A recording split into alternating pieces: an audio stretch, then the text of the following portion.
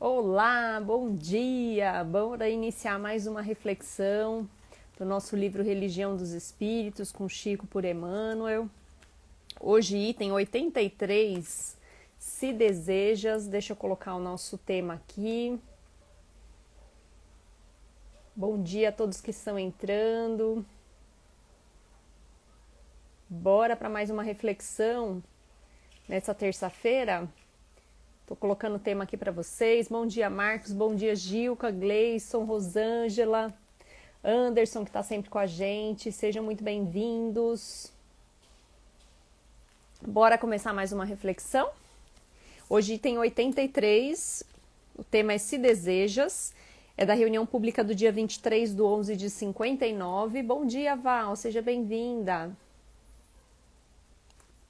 Da questão 843 do Livro dos Espíritos. E o que diz a questão 843? Ela fala sobre o livre-arbítrio, está lá no capítulo Lei de Liberdade.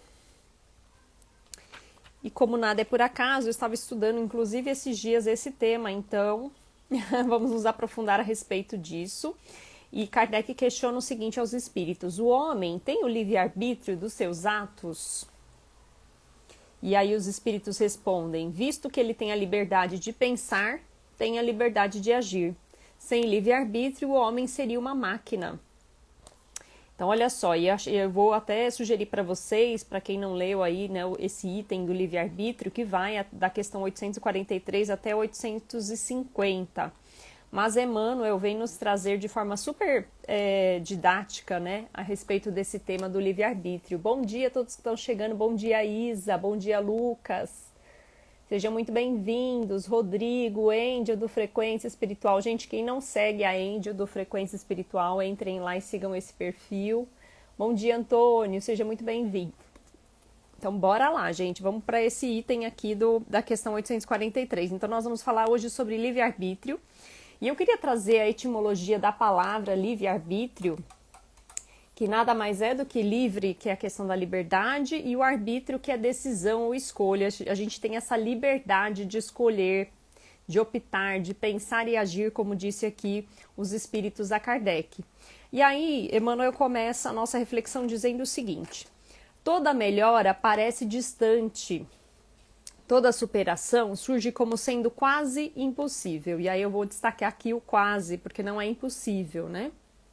Pedistes, porém, o berço terrestre no exato lugar em que te cabe aprender e reaprender.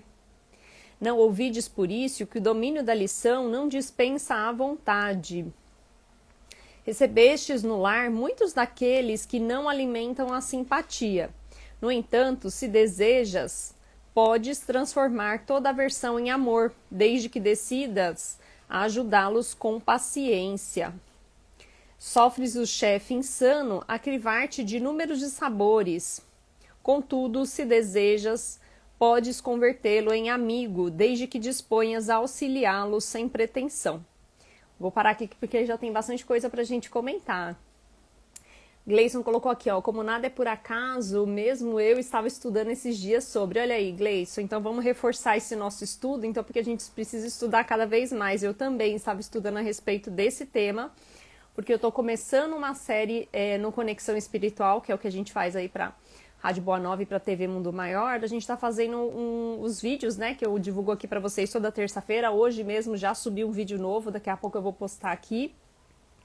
E eu estou falando sobre leis divinas, né, para a gente se aprofundar a respeito das leis divinas ou leis naturais, e a lei de liberdade é uma delas, né? Então aqui, quando Emmanuel vem nos trazer a respeito desse parecer distante, de ser quase impossível, são as dificuldades que nós colocamos, nós, de alguma forma, temos essa... Muitas vezes a gente se limita a achar que é difícil, achar que a gente não consegue mudar. E muitas vezes, como é difícil a gente optar pelo bem ao invés de optar pelo mal, e quando a gente fala de livre-arbítrio é bem isso, né? A gente está seguindo realmente o que está lá nas leis divinas. Bom dia, Lili! Seja muito bem-vinda, nossa professora espírita. Então, nós estamos aqui avaliando isso. Será que é mais fácil a gente escolher o bem ou escolher o mal? Seguir o caminho das leis divinas ou não? A gente seguir, né, a ausência das leis divinas ou fazer diferente daquilo que Deus nos direcionou, porque aquilo ali nada mais é do que um direcionamento de como é que eu faço para chegar nessa perfeição que nós tanto queremos chegar, né? Queremos ser espíritos puros, espíritos perfeitos. A gente tem ali na nossa consciência, no nosso inconsciente, a gente sabe o que é certo e o que é errado. Mas por que será que é tão difícil se modificar, ir para essa escolha do bem? Então, Emmanuel vem aqui nos reforçar que existe essa necessidade de ter vontade. Se a gente não tem essa vontade verdadeira, as coisas comecem a ficar mais difíceis, mais distantes e dá essa sensação de ser quase impossível. E, logicamente, como já nos orienta também os espíritos, nós não vamos conseguir chegar nesse estágio de perfeição em uma única encarnação. Precisamos de várias encarnações, porque em cada uma delas nós vamos testar toda aquela teoria que nós vínhamos aprendendo ali na espiritualidade antes de encarnar. E aí a gente pega toda essa teoria e tem que exercitar na prática, e na prática é mais difícil mesmo, né? Porque a gente é tentado, porque nós ainda temos muita paixão, aquela paixão que normalmente é direcionada para o caminho do interesse individual e não do interesse coletivo. Então, Emmanuel, quando traz essa questão de quando a gente faz ali a programação reencarnatória e escolhe em qual família nós deveríamos estar, e programa ali junto com os nossos amigos da espiritualidade qual é o caminho que nós devemos seguir, para a gente parece muito simples quando a gente faz a programação, mas quando a gente chega aqui, quando a gente está aqui nessa matéria grosseira, as coisas começam a se complicar. Porque a gente tem o véu do esquecimento e muitas vezes ali naquela paixão, naquele momento que a gente é testado, que a gente é colocado numa situação difícil, é mais complicado manter essa vontade verdadeira. Bom dia, Mitch, seja muito bem-vinda, Lamparina. Seja muito bem-vindo. Camila, bem-vinda também. Rô, seja muito bem-vinda. Então é isso. E eu acho interessante quando o Emmanuel fala aqui a respeito do sofres o chefe insano, a crivar-te de número de sabores. Ou seja, quando eu passo por crivo, né, de dificuldades, de tentar de alguma forma peneirar ali nessas dificuldades que eu tenho muitas vezes com o meu chefe, e desejo converter ele em meu amigo. Quem nunca passou por isso, hein, gente? De ter um chefe difícil, um chefe que muitas vezes você fala, minha nossa, o que eu faço agora com essa pessoa que surgiu aqui na minha vida? São ferramentas. E muitas vezes a gente acha que não vai dar conta, porque a pessoa te testa diariamente. E você precisa daquele emprego, você precisa daquele trabalho. Então, quando a gente começa a ser testado no ambiente profissional, existe um agravante, que é a necessidade de estar ali, a necessidade do recurso financeiro, a necessidade de precisar muitas vezes me sustentar. Então a gente tem mais vontade quando a gente está nessa situação mais difícil e que de alguma forma a gente tenta contornar, a gente tenta se aproximar, a gente tenta saber conviver e lidar melhor com essa situação. E porque muitas vezes no ambiente profissional a gente faz isso e no ambiente familiar a gente tem dificuldade? É porque realmente falta essa vontade, essa necessidade, a gente entender que muitas vezes a dificuldade que eu tenho muitas vezes com o meu chefe ou com um colega de trabalho, eu sei que existe uma vontade, uma necessidade de eu estar ali. Então eu me adapto à situação, então eu tento contornar, eu tento lidar e conviver melhor com essas pessoas. Mas quando eu estou no meu ambiente familiar, por que eu tenho interesse em manter esse bom relacionamento, esse bom convívio, em desenvolver isso com essas pessoas que estão no meu ambiente familiar? Então, quando a gente toma consciência de que nós temos a necessidade de estar nessa família, com essas pessoas, com esses espíritos que encarnaram no nosso ambiente familiar, quando a gente começa a estudar a doutrina espírita e entender o porquê que nós estamos com esses espíritos no nosso ambiente familiar, a gente começa a ter uma maior facilidade, ou pelo menos se esforçar um pouco mais, ter mais vontade de resolver certas questões. E aí Emmanuel traz assim: padeces dura condição social, renteando o infortúnio, ou seja, tentando ali, né, manter uma condição reta, né, buscando não estar ali infeliz. Todavia, se desejas, podes transfigurar a subalternidade em elevação, desde que te eduques para que a vida te use em planos mais altos. Olha só, quando ele fala aqui do desejas transfigurar a subalternidade em elevação é, muitas vezes quando a gente precisa se reportar a alguém, estar numa condição menor do que alguém, e quando a gente fala aqui menor, é normalmente de poder, né? Aqui quando ele fala da subalternidade é um pouco disso. Quando eu me ponho numa condição inferior ao outro, pode ser numa condição de poder, pode ser numa condição muitas vezes até de exercer aqui a humildade, é um pouco disso que Emmanuel quer trazer. Então quando a gente se rebaixa, é naquele momento que a gente se eleva, né? Quando Jesus traz essa frase de rebaixar para poder elevar, ou elevar para poder... Quando você se eleva, você se rebaixa. É exatamente isso, é a gente praticar a humildade. Quando eu sou uma pessoa humilde, quando eu muitas vezes me rebaixo em determinadas situações, quando eu me calo em determinadas situações para não ofender o outro, para não responder de uma forma atravessada, nesses momentos eu estou me rebaixando. Mas por que eu estou me rebaixando? Porque eu quero me elevar como espírito. Porque eu sei que responder da forma como eu responderia, eu estaria saindo do meu prumo. Eu não estaria melhorando e evoluindo, eu não estaria trazendo algo de contribuição nessa discussão. Então a gente precisa começar a exercitar mais isso diariamente. Gente, Antônio e Mitch, nessa conversa aqui em japonês, vocês, minha nossa... Bom dia, Martiele! Gente, eu adoro esses dois falando em japonês. A professora espírita colocou aqui, esse chat é diferenciado mesmo. Aqui a gente fala outras línguas, viu, Lili? Então já vai se acostumando que as pessoas aqui já entram falando em japonês. Ai, tô voltando o foco aqui, gente. Então é isso, nós precisamos nos rebaixar para nos elevar. Então quando a gente fala disso, né, de se rebaixar para nos elevar, o elevar é ter essa elevação espiritual, essa elevação moral. Então através dessa humildade, desse coração que muitas vezes está ali, né, desesperado, querendo responder de forma atravessada, que está querendo de alguma forma se irritar ou sair do prumo, a gente dá aquela respirada, respira fundo e tenta se manter ali numa condição minimamente equilibrada. Então trazes o órgão enfermo a cercar-te de inibições. Entretanto, se desejas, pode aproveitá-lo na própria sublimação em nível superior.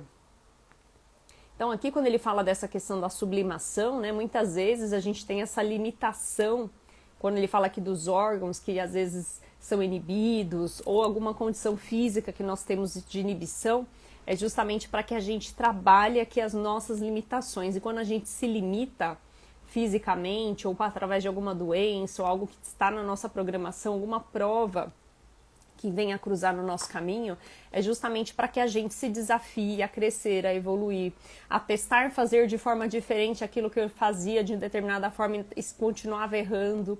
Então muitas vezes eu peço para vir numa condição com determinada doença, ou passar por uma determinada doença em determinado período aqui da minha encarnação, para que eu consiga trabalhar essa questão da adaptação.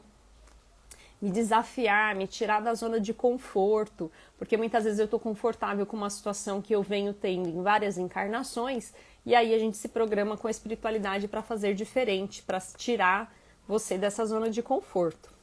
Ainda hoje é possível que encontre sombras enormes, os obstáculos que não compreendem a palavra dos que te insultam, o apontamento insensato ou as lágrimas que a prova redentora talvez te venha pedir. Mas podes usar o silêncio e a oração, clareando o caminho. Então, olha aí, como eu comentei, né?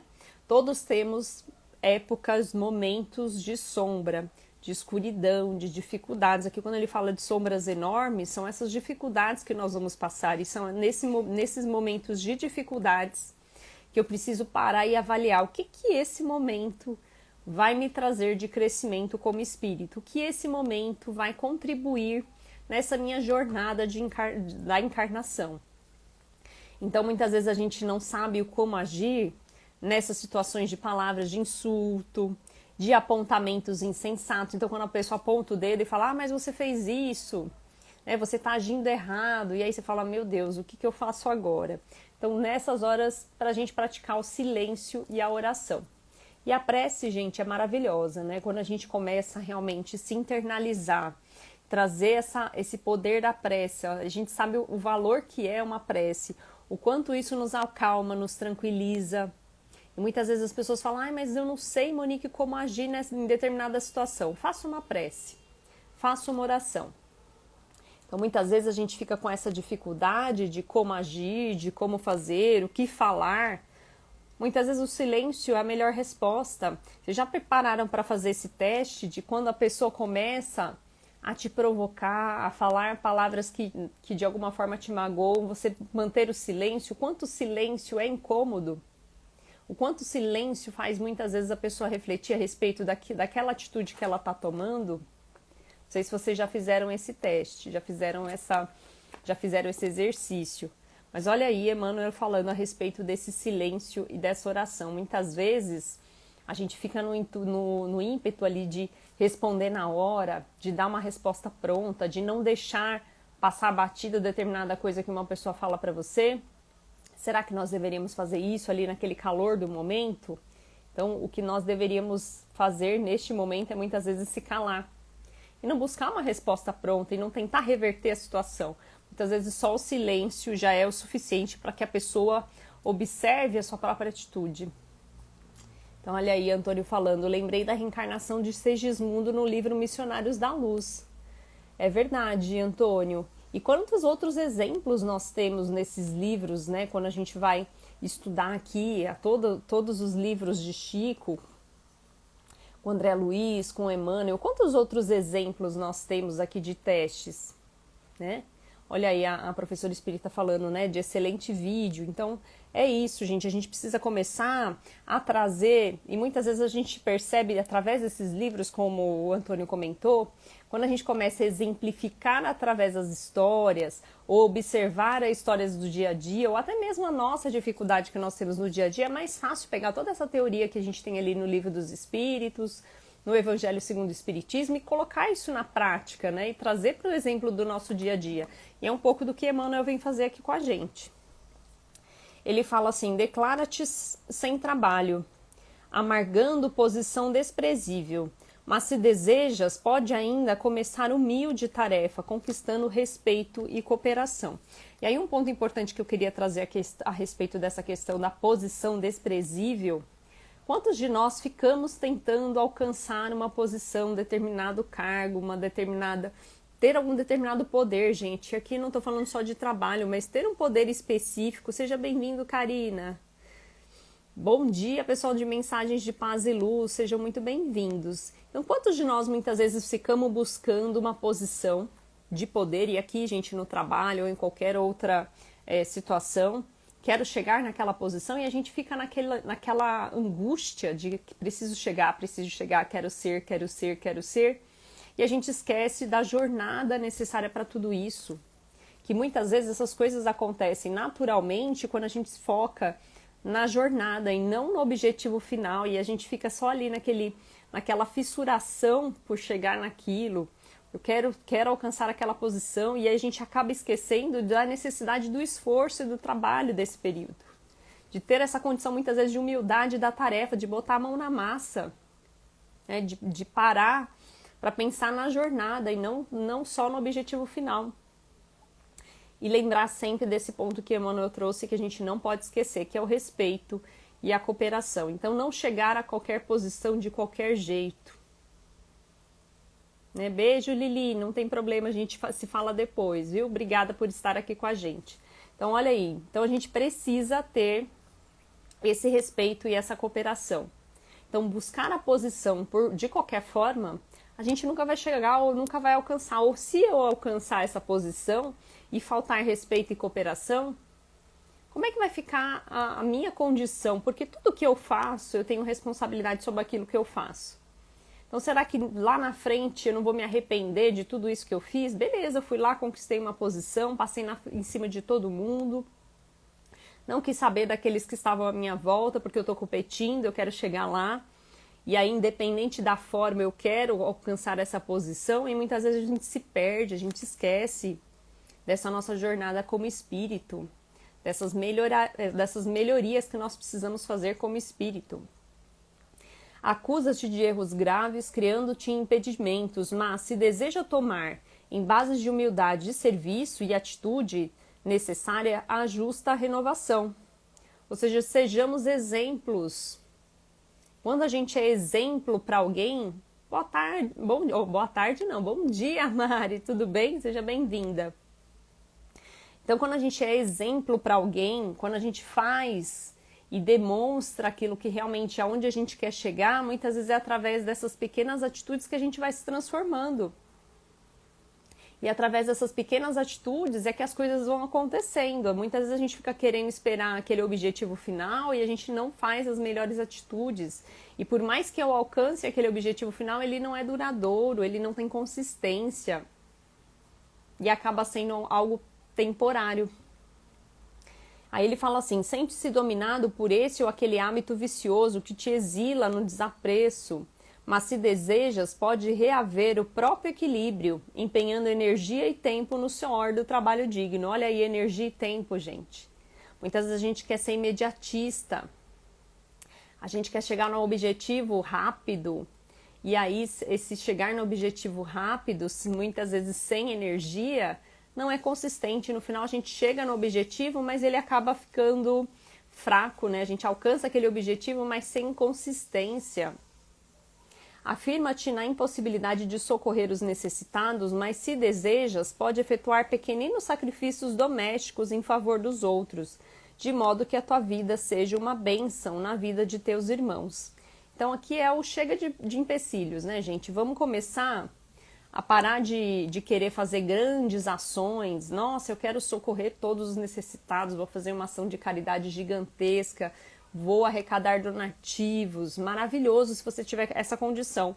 Mas se você não tiver essa condição, faz o pequeno, faz no dia a dia, no seu ambiente, no seu lar, com aqueles que são ao seu lado. Será que você não pode fazer diferença ali na vida de alguém? Para isso, porém, é preciso não esquecer os recursos singelos que tanta gente baixa ao ouvido. E aqui, quando ele fala do ouvido, não é de ouvir, né? É de olvidar, de esquecer, de muitas vezes adormecer. Então, muitas vezes no dia a dia, a gente deixa de pensar nessas pessoas, a gente deixa de enxergar essas pessoas. E aí, Emmanuel traz o minuto da tolerância, o esquecimento de toda injúria, o concurso anônimo, a bondade que ninguém pede, o contato do livro nobre, a enxada obediente, a panela esquecida, o tanque de lavar, a agulha simples, a flor da amizade e o resto do pão. E aí eu quero destacar, dentro de todos esses pontos que ele trouxe, um ponto importante quando ele fala o tanque de lavar, a panela esquecida. Quando ele fala aqui da panela esquecida, ele está falando realmente de muitas vezes auxiliar aqui nessas questões da alimentação, de um prato de comida, né? Quando ele fala o tanque de lavar, é a atividade ali dentro de casa. Quantos de nós, muitas vezes, estamos numa posição de ser servidos dentro de casa? E a gente esquece de ajudar, de auxiliar em pequenas ações do nosso dia a dia, de lavar uma louça, de ajudar alguém a pegar determinada coisa. E a gente tem esse costume de muitas vezes, se a pessoa está acostumada a me servir, tudo bem, vou ficar aqui, né, esperando. Mas será que a gente deveria agir dessa forma? Será que eu não deveria ajudar nas pequenas tarefas da nossa casa? A gente vem vendo, né, com a evolução dos espíritos, a gente vem percebendo que os casais cada vez mais se auxiliam, dividem tarefas. Mas aqueles que ainda não fazem isso, quantos ainda não fazem isso? Então, quantas pessoas poderiam, né, no dia a dia, dentro das atividades dentro de casa, já praticar esse auxílio ao próximo, já praticar essa caridade, ou chegar em casa depois do trabalho e prestar atenção no que a pessoa tem para te contar. Como é que foi o dia dela? Muitas vezes a gente chega em casa e a gente está impaciente, a gente não tem essa tranquilidade de ouvir o outro, de saber como é que foi o dia dessa pessoa. Gente, trabalho de casa é um trabalho ingrato. A pessoa trabalha e parece que não acaba as atividades de casa. E para quem sai para fora de casa e vai trabalhar fora, tem um convívio com outras pessoas, né, fala com outras pessoas, se relaciona com outras pessoas, é muito mais tranquilo. Porque você conversa com outras pessoas e quando essa pessoa chega em casa, ela tá ali o dia inteiro, muitas vezes sozinha, então a gente precisa dedicar mais tempo, ser mais caridoso com essas pessoas que estão dentro da nossa casa. E aí Emmanuel finaliza: queixas-te de necessidade e desencanto, fadiga e discórdia, abandono e solidão. Mas se realmente desejas tudo, pode mudar. Então, se realmente desejas, tudo pode mudar. É a questão aqui do livre-arbítrio e da nossa vontade verdadeira. Quantos de nós muitas vezes estamos esperando para que as coisas aconteçam, mas a gente não muda as nossas atitudes. Nós não mudamos a forma como nós agimos. Ou estamos agindo de forma equivocada e não estamos percebendo.